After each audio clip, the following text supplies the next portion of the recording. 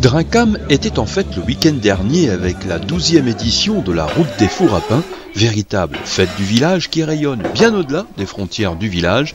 La Route des Fours à Pain rassemble le temps d'un week-end ceux qui aiment le pain cuit à l'ancienne sur l'île de Braise. C'est l'occasion de se retrouver au village tous ensemble pour faire une fête. Et traditionnellement, la fête commence le samedi après-midi avec la fabrication de la pâte à pain par des enfants et des habitants du village sous l'œil de boulangers professionnels passionnés par leur métier. Et ce n'est pas parce qu'ils sont à la retraite que nos boulangers oublient les bonnes manières. Ils étaient là à 2 h du matin dimanche pour enfourner les premiers pains. Toute la nuit ne sera alors qu'une succession de cuissons de pain de toutes sortes. Au petit jour, faluches, pain au sucre, brioches, viennoiseries, galettes beurrées trônaient déjà sur les tables en attendant les visiteurs. Pardon, les marcheurs, car rappelons-le, la route des fours à pain, c'est aussi une randonnée sur les chemins environnants. Donc on va faire une petite randonnée de 9 km. Ouais. Sur le parcours, du coup, on aura le droit à une crêpe et un verre de cidre. Et après, donc, on continue le parcours et on revient ici avec l'apéritif. Les gens viennent au matin pour déguster ce qui sort du four, bien sûr, mais pas seulement. Ils font aussi une marche à travers notre campagne. Là, ce matin, c'était sur Pitgam. Même si pour certains, le territoire de Pitgam peut ressembler à une aventure dans la 5e dimension. Donc, par rapport aux autres années, on a le moulin de Pitgam avec la crêpe, mais là, apparemment, ils ont changé le... Donc on va arriver dans un terrain sauvage, apparemment. Inexploité par l'homme depuis des années. Après un petit déjeuner convivial au pain frais, les randonneurs se sont lancés sous la pluie dans une promenade entre champs et bois.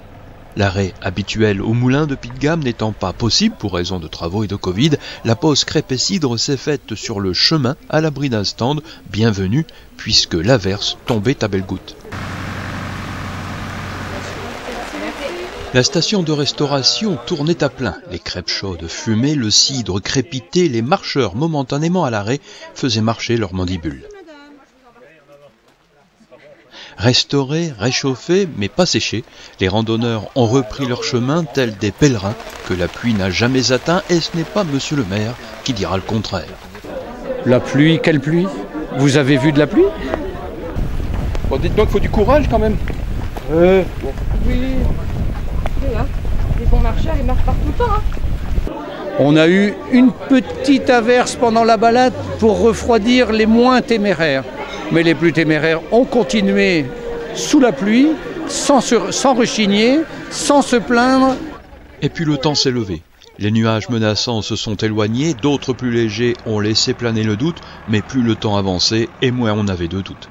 Le soleil est même venu arroser cette fête bien sympathique et conviviale qu'Emmanuel Valois et Lina ont rehaussé par un spectacle entre humour et duo de chansons.